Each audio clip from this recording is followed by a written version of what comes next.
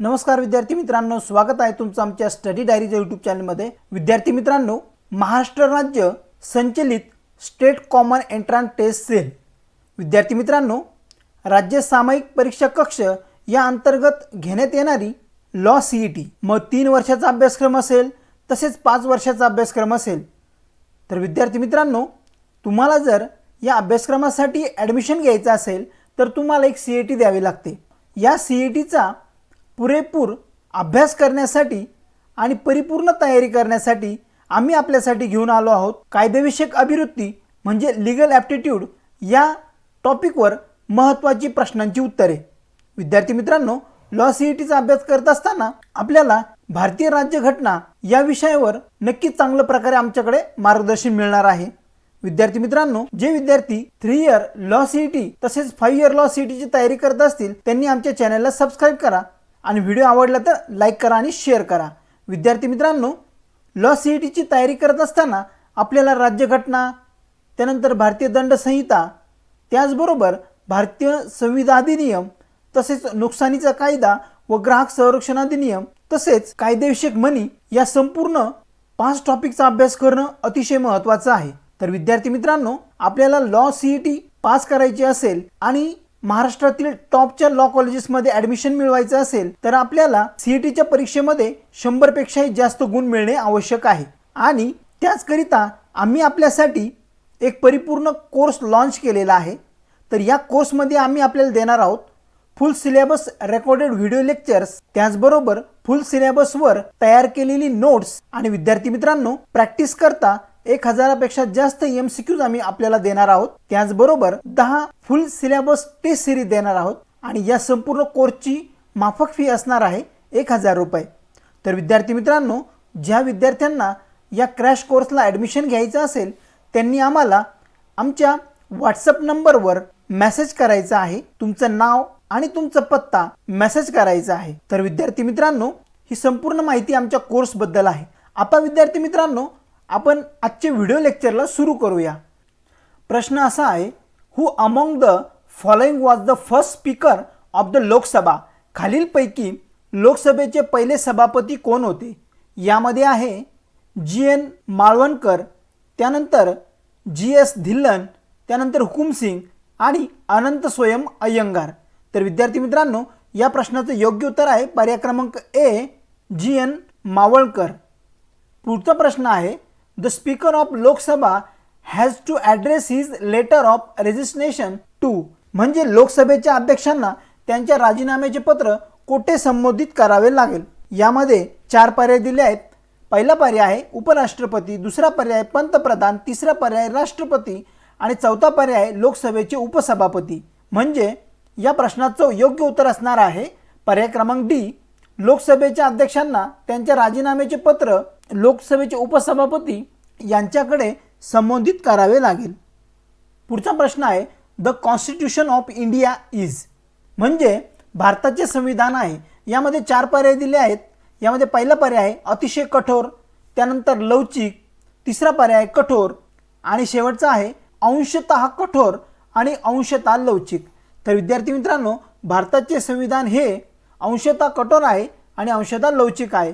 म्हणजे या प्रश्नाचं योग्य उत्तर असणार आहे पर्याय क्रमांक D। पुढचा प्रश्न आहे, भारताचे सर्वोच्च न्यायालय कसे स्थापन झाले? तर यामध्ये 4 पर्याय दिले आहेत। पर्याय क्रमांक A भारत सरकार कायदा 1935 अंतर्गत, दुसरा पर्याय आहे 1950 मध्ये संसदेच्या कायद्याद्वारे, तिसरा पर्याय आहे संविधानानुसार आणि चौथा पर्याय आहे भारतीय स्वातंत्र्य कायदा 1947 अंतर्गत। तर या प्रश्नाचं योग्य उत्तर आहे पर्याय क्रमांक C संविधानानुसार भारताचे सर्वोच्च न्यायालय स्थापन झालेले आहे। पुढचा प्रश्न आहे, द जजेस ऑफ द सुप्रीम कोर्ट, म्हणजे सर्वोच्च न्यायालयाचे न्यायाधीश। आता यामध्ये आपल्याला 4 पर्याय दिले आहेत। आता आपण ते पर्याय वाचूया। पर्याय क्रमांक 1, त्यांच्या कार्यकाळात पदावरून काढून टाकता येणार नाही। पर्याय क्रमांक B, राष्ट्रपती त्यांच्या विवेकबुद्धीनुसार पदावरून काढून टाकू शकतात। त्यानंतर पर्याय क्रमांक C, संसदेच्या शिफारसीनुसार राष्ट्रपती काढून टाकू शकतात आणि पर्याय क्रमांक D, मंत्रिमंडळाच्या शिफारसीनुसार राष्ट्रपती काढून टाकू शकतात।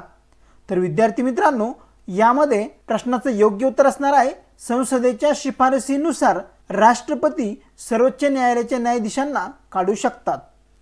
पुढचा प्रश्न आहे, in India power of judicial review is restricted because. भारतात न्यायिक पुनरावलोकनाची शक्ती प्रतिबंधित आहे कारण. आता याची 4 कारणं दिली आहेत, आपल्याला योग्य कारण शोधायचं आहे. यामध्ये पर्याय क्रमांक ए आहे न्यायाधीश बदली पात्र आहेत. त्यानंतर पर्याय क्रमांक बी आहे राज्यघटना सर्वोच्च आहे. पर्याय क्रमांक सी आहे कार्यकारिणी सर्वोच्च आहे आणि पर्याय क्रमांक डी आहे विधिमंडळ सर्वोच्च आहे. तर विद्यार्थी मित्रांनो, या प्रश्नाचं योग्य उत्तर असणार आहे पर्याय क्रमांक डी. भारतात न्यायिक पुनरावलोकनाची शक्ती प्रतिबंधित आहे. याचं कारण आहे विधिमंडळ हे सर्वोच्च आहे.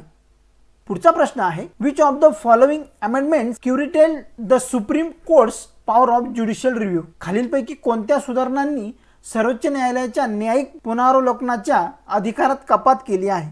यामध्ये 4 पर्याय दिले आहेत. पहिला पर्याय आहे 29वी दुरुस्ती. दुसरा पर्याय आहे 44वी घटना दुरुस्ती. तिसरा पर्याय आहे 42वी घटना दुरुस्ती आणि चौथा पर्याय वरीलपैकी नाही. तर विद्यार्थी मित्रांनो, या प्रश्नाचं योग्य उत्तर आहे पर्याय क्रमांक सी. 42वी घटना दुरुस्तीनुसार सर्वोच्च न्यायालयाच्या न्यायिक पुनरावलोकनाच्या अधिकारात कपात केलेली आहे. पुढचा प्रश्न आहे, हाऊ मेनी जजेस of the supreme court have been removed from their office before the expiry of their normal term through impeachment. महाभियोगाद्वारे सर्वोच्च न्यायालयाच्या किती न्यायाधीशांना त्यांच्या सामान्य कार्यकाळाची मुदत संपण्यापूर्वी त्यांच्या पदावरून काढून टाकण्यात आलेले आहे. यामध्ये 4 पर्याय आहेत. पहिला पर्याय फक्त 1, दुसरा पर्याय 2, तिसरा पर्याय 3 आणि चौथा पर्याय काहीही नाही म्हणजे नन. या प्रश्नाचं योग्य उत्तर आहे पर्याय क्रमांक डी नन. पुढचा प्रश्न आहे, which article of the constitution permits the supreme court to review its own judgment or order. राज्यघटनेतील कोणते कलम सर्वोच्च न्यायालयाला स्वतःच्या निर्णयाचे किंवा आदेशाचे पुनरावलोकन करण्याची परवानगी देते. तर विद्यार्थी मित्रांनो, यामध्ये ही 4 पर्याय दिले आहेत. पहिला पर्याय आहे आर्टिकल 139. त्यानंतर दुसरा पर्याय आर्टिकल 138. तिसरा पर्याय आर्टिकल 130 आणि चौथा पर्याय आहे आर्टिकल 137. तर विद्यार्थी मित्रांनो, कलम 137 अन्वये सर्वोच्च न्यायालयाला स्वतःच्या निर्णयाचे किंवा आदेशाचे पुनरावलोकन करण्याची परवानगी देता येते. पुढचा प्रश्न आहे, the fundamental duties of Indian citizens were incorporated in the constitution in. भारतीय नागरिकांची मूलभूत कर्तव्ये संविधानात कधी समाविष्ट करण्यात आली. विद्यार्थी मित्रांनो, यामध्ये 4 पर्याय दिले आहेत. पहिला पर्याय आहे 1981, दुसरा पर्याय 1799, तिसरा पर्याय 1952 आणि चौथा पर्याय 1976.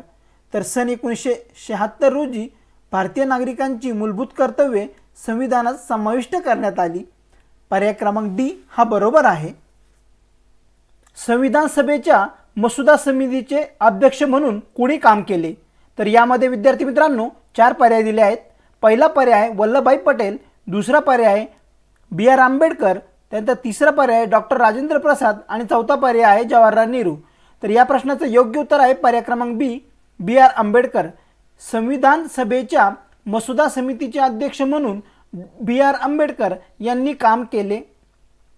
यानंतरचा प्रश्न आहे, राज्यसभा हे स्थायी सभागृह आहे पण यामध्येही 4 पर्याय दिले आहेत. तर आपल्याला पर्याय वाचून घ्यायचे आहे. यामध्ये पहिला पर्याय आहे त्याचे निम्मे सदस्य दर 2 वर्षांनी निवृत्त होतात. त्यानंतर त्याचे 1/5 सदस्य दरवर्षी निवृत्ती होतात. त्यानंतर तिसरा पर्याय आहे त्याचे 1/3 सदस्य दर 2 वर्षांनी निवृत्ती होतात. त्यानंतर चौथा पर्याय आहे त्याचे निम्मे सदस्य दर 3 वर्षांनी निवृत्त होतात. तर विद्यार्थी मित्रांनो, राज्यसभा हे स्थायी सभागृह आहे पण त्याचे 1/3 सदस्य दर 2 वर्षांनी निवृत्त होतात म्हणजे या प्रश्नाचं योग्य उत्तर असणार आहे पर्याय क्रमांक सी. पुढचा प्रश्न आहे, संसदेच्या 2 अधिवेशनांमध्ये कमाल किती अंतर असू शकते. तर यामध्ये 4 पर्याय दिले आहेत. पहिला पर्याय 9 महिने, दुसरा पर्याय 6 महिने, तिसरा पर्याय 3 महिने आणि चौथा पर्याय 4 महिने. तर विद्यार्थी मित्रांनो, या प्रश्नाचं योग्य उत्तर आहे पर्याय क्रमांक बी 6 महिने. संसदेच्या 2 अधिवेशनांमध्ये कमाल 6 महिने अंतर असू शकते. पुढचा प्रश्न आहे राज्यसभेचे सभापती. तर या संबंधित 4 पर्याय दिले आहेत. तर विद्यार्थी मित्रांनो, पहिला पर्याय आहे राष्ट्रपतीद्वारे नामनिर्देशित केले जाते.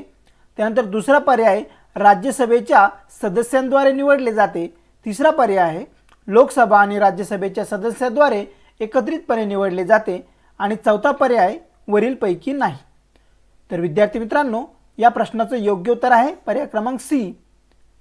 राज्यसभेचे सभापती लोकसभा आणि राज्यसभेच्या सदस्यांद्वारे एकत्रितपणे निवडले जाते. पुढचा प्रश्न आहे the chairman of Rajya Sabha has म्हणजे राज्यसभेचे अध्यक्ष. तर या संबंधित 4 पर्याय दिले आहेत. यामध्ये पहिला पर्याय आहे 2 मते, एक सामान्य मत आणि एक निर्णायक मत. त्यानंतर दुसरा पर्याय आहे मतदान नाही, कारण ते सभागृहाचे पदसिद्ध अध्यक्ष आहेत. त्यानंतर पर्याय क्रमांक सी फक्त टाय झाल्यास त्यांना मत देण्याचा अधिकार आहे. आणि चौथा आहे राज्यसभेच्या इतर सदस्यांप्रमाणे त्यांचे मत.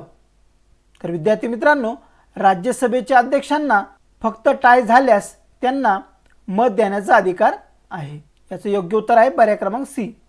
त्यानंतर विद्यार्थी मित्रांनो, पुढचा प्रश्न आहे भारत सरकारच्या खर्चावर नियंत्रण ठेवण्याची शक्ती केवळ त्याच्याकडेच आहे.